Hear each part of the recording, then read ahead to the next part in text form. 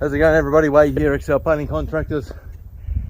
Say day 1.5.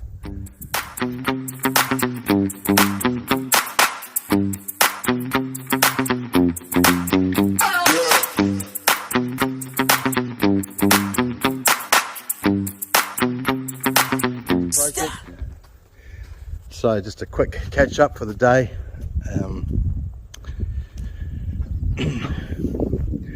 So what we're doing here is putting an oil-based primer undercoat over the existing substrate, and then we're going to put 2 coats of Solar Guard low sheen over the top of it. So that's just what that looks like. I'll show you some more around the corner.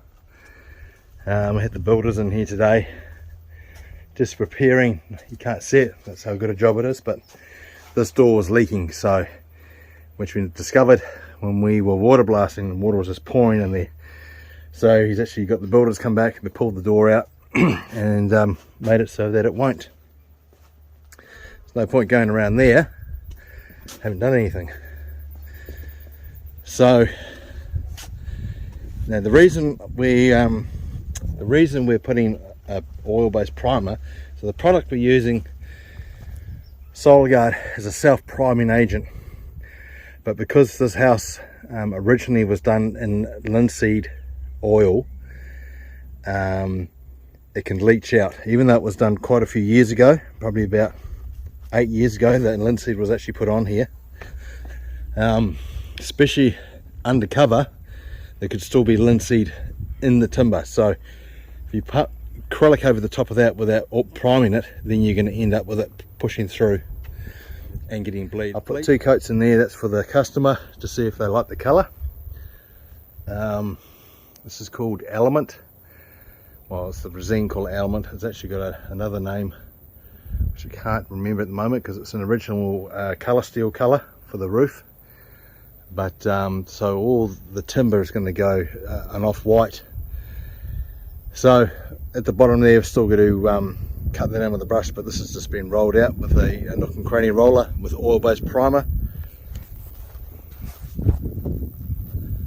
Around to there, everything's been water blasted and sanded down.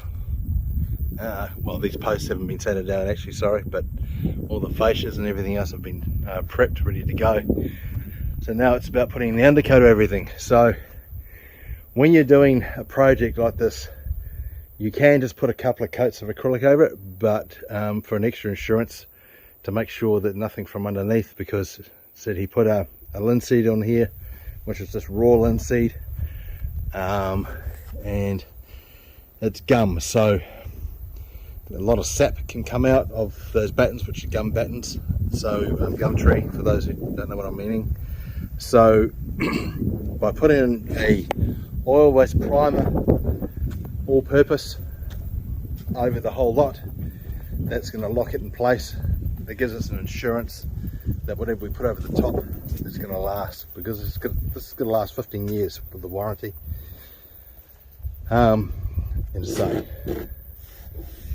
it's going to come up quite nice, I think.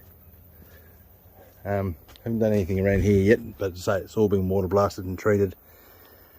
So the whole lot, we put a treatment on it, which is a mold inhibitor that's soaked in, and then we've given it a clean down. So that means that we haven't got any mold spores or anything trying to get through. Again, the oil-based primer also would inhibit any black mold or anything that's mold spores that may still be, especially between the batten and the board, so it doesn't come back through. When this is done, you can see here, all this is going to be gap filled, so you're going to end up with a nice solid looking paint finish. That's going to be sanded up there still. I haven't been up there because I'm waiting for the scaffold. And that's about that for today. It's Friday afternoon, so I'm going to start heading home because it's a good 45-minute trip home. take a photo from there too, actually. I wonder if we can bring that up. Ooh, too far. Not far enough. It's hard because you're looking into the sun, right? Anyway. So yeah, I'll probably put some photos up or something like that, maybe in a couple of days' time. Oh, sorry, coming to the weekend, so I don't do weekends. Weekends are for family and catching up with bits and pieces that need to be done around the house. Alright, talk to you soon.